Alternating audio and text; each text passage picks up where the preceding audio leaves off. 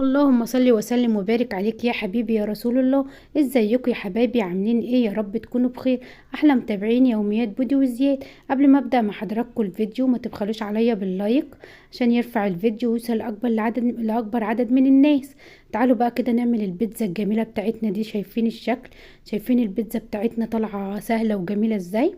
هنعمل النهارده بيتزا كده ميكس لحمه على فراخ. انا قلت هعملها الاتنين في صينيه واحده. واول حاجه هبدا بقى يا حبايب قلبي العجينه. معانا كده مجين ميه،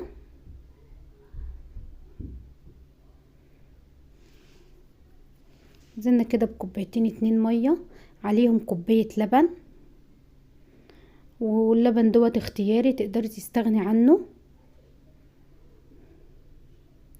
بس احنا قلنا كده اللبن عشان ندي فايده لاولادنا.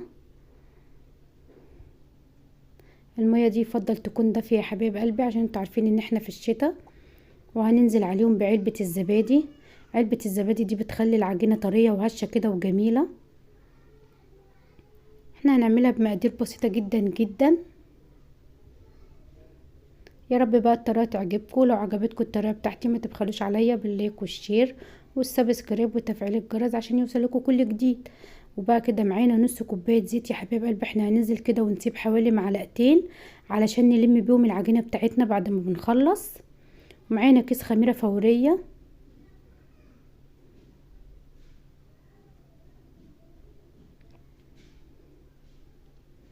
ومعانا معلقتين لبن بودرة.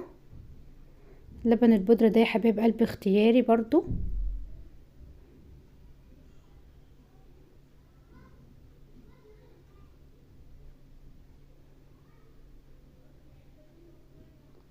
ومعانا كده معلقة زعتر، ومعانا معلقة صغيرة فلفل.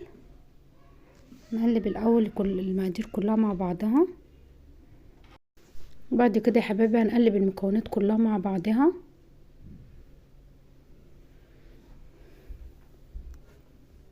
وهننزل بمعلقة السكر. السكر ده يساعد على العجينة ان هي تختمر بسرعة ويديها طعم معانا. نقلب كده وبعد كده هننزل بمعلقة ملح.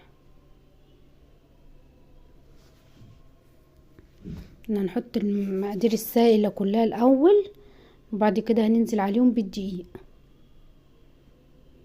نقلب كله كده عشان علبة الزبادي نفك التكتلات بتاعتها. بعد كده بقى هننزل بالدقيق بتاعنا.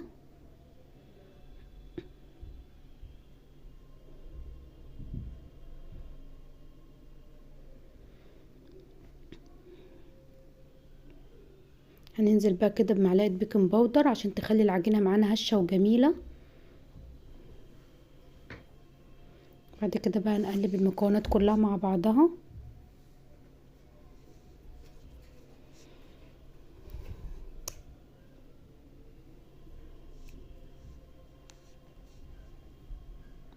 هنعجن بقى كده. وبعد كده بقى ايه، لازم العجينة بتاعت البيتزا تكون طرية شوية معاكي، تكون بتلزق كده بس مش جامد. بعد كده بقى هنلم بمعلقتين الزيت. معلقتين الزيت دول هيساعدوا العجينة ان هي تتلم معانا بسهولة.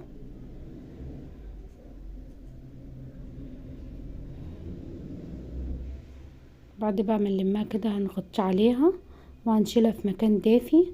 هتاخد حوالي ساعة كده العجينة اتلمت معانا ايه بكل سهولة. هنغطي عليها بقى يا حبايب قلبي كده. وبعد كده هنعمل الفراخ بتاعتنا. الصلصة الاول، هنعمل الاول الصلصة بتاعت البيتزا. هننزل بشوية زيت كده حوالي معلقتين او 3.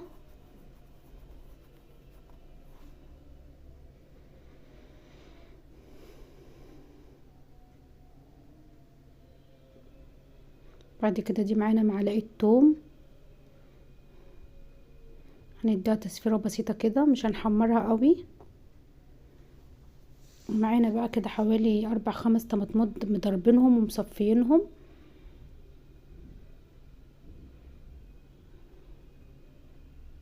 هننزل بقى كده بالقوطة زي ما حضراتكم شايفين. بعد كده بقى ننزل عليها بالتوابل بتاعتنا. دي معلقة كاتشب عشان تخلي القوطة حمرا كده وزي الكاتشب بالظبط. وهننزل بمعلقة صغيرة من الزعتر اللي نزلنا بيه على العجينة. ونص معلقة صغيرة فلفل اسود، ونص معلقة صغيرة كمون، ونص معلقة صغيرة كزبرة، ومعلقة صغيرة ملح.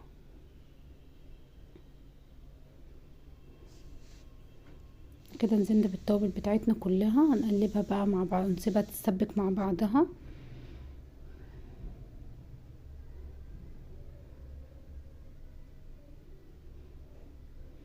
كده نزلنا ديت معلقة صغيرة ملح. الله اكبر، الله اكبر. هنسيب الصلصة بقى يا حبايب قلبي كده تتسبك. وبعد كده معانا بقى صدر فرخة هنتبله مع حضراتكم. كده حتة شطة تديها طعم، هنحطه سليم كده عشان احنا عاوزينه ياخد الصلصة تاخد طعم الشطة بس. وبعد كده بقى معانا معلقة سمنة، معانا صدر فرخة غسلينه حلو ومقطعينه مكعبات. مجرد ما السمنة تسيح كده هننزل بصدر الفرخة، احنا مقطعينه حلو ومصفيينه.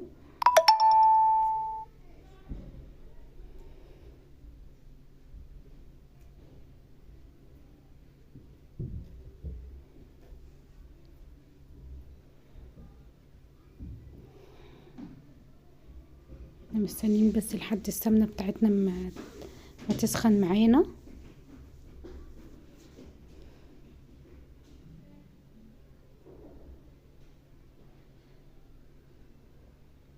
ننزل بقى بصدر الفرخة يا حبايب قلبي،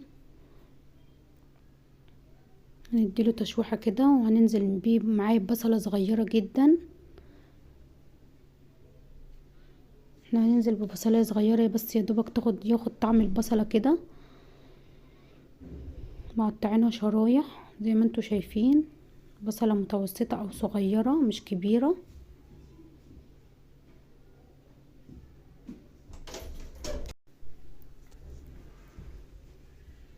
بعد كده بقى ننزل عليها بالتوابل بتاعتنا. معانا معلقة صغيرة بابريكا،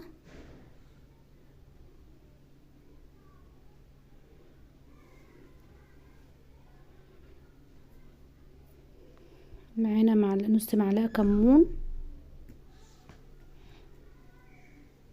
نص معلقة فلفل، نص معلقة كزبرة،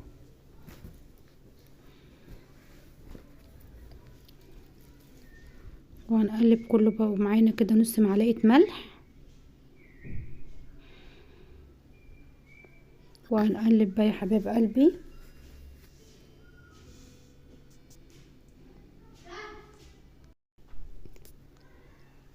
هنقلب بقى كده كله مع بعضه، وهنسيبها كده حوالي 10 دقايق. بعد كده بقى يا حبايب قلبي معانا صينية كبيرة، عندنا دهنة خفيفة خالص سمنة. العجينة كده قعدت معانا ساعة لما عملنا كل المكونات بتاعتنا حضرناها. هننزل بقى بالعجينة بتاعتنا كده، احنا هنسيبها ترتاح حوالي 5 دقايق كده في الصينية عشان تتفرد معاكي بسهولة. بعد ما ارتاحت كده فردناها في الصينية بسمك كده حوالي نص سنتي.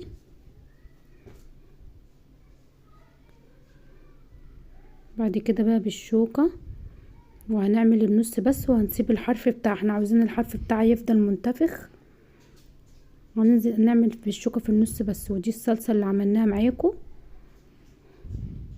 ننزل كده بشوية صلصة حلوين، وبالفرشة بقى وندهنها كلها، ندهن العجينة كلها بالصلصة.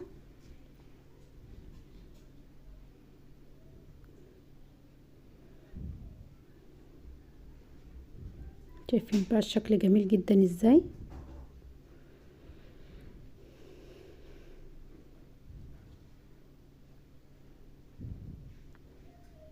هدهن بقى كده مع حضراتكم بالفرشة.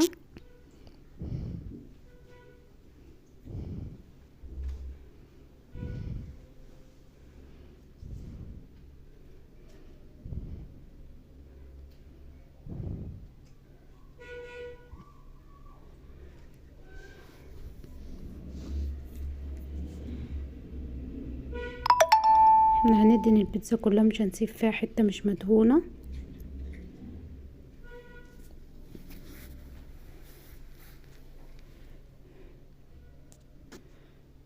انا زي ما قلت لحضراتكم في اول الفيديو انا هعملها ميكس فراخ مع لحمه. انا كان عندي لحمه كده مع الصجاع، بس معلش بقى الحته دي وقعت مني في الفيديو.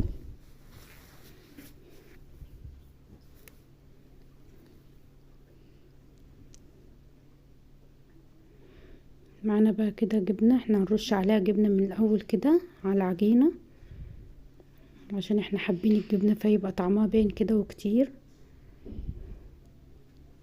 رش شويه جبنه كده على العجينه بعد الصلصه. بعد كده بقى معانا فلفل الوان مقطعينه شرايح، ومعانا فلفل اخضر. هننزل بالفلفل الاول كده عليها، مقطعينه كده شرايح رفيعه جدا.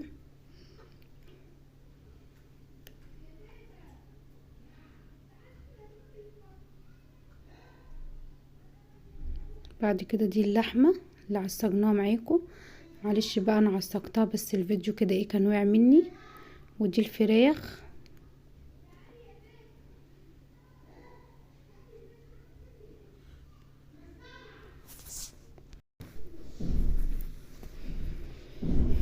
بعد كده ما حطينا كده الفلفل الالوان نزلنا باللحمه، وبعد كده بقى بالفراخ.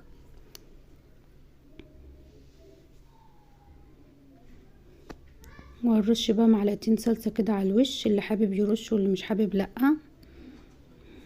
انا كده حطيتهم قلت يدوا طعم زياده في البيتزا.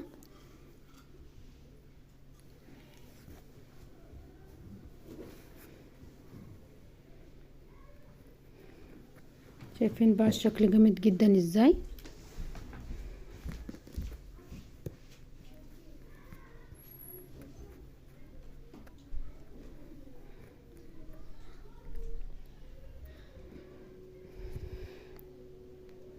بعد كده بقى يا حبايب قلبي معانا جبنه هنرشها على الوش كده.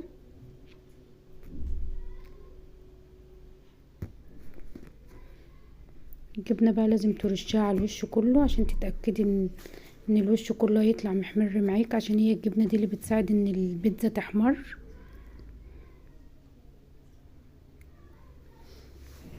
رشرشه بقى يا حبايب قلبي كده على البيتزا كلها. بعد كده هندخلها الفرن، هتقعد مش هتقعد حوالي ربع ساعه.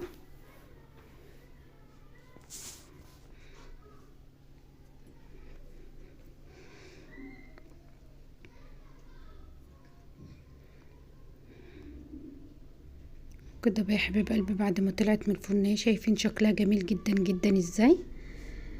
الشكل جميل جدا والريحه والطعم وكل حاجه. وهنقطعها بقى كده مع حضراتكم. احنا عاملينها في صينيه كبيره جدا.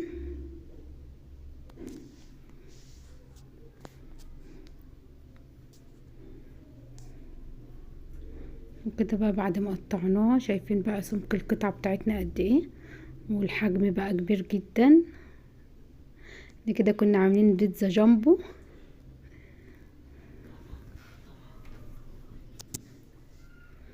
البيتزا كانت جامده جدا جدا، وكانت طعم والشكل وكل حاجه. لو عجبكم الفيديو بقى ما تبخلوش عليا باللايك والتعليق الجميل بتاعكم يا حبايبي.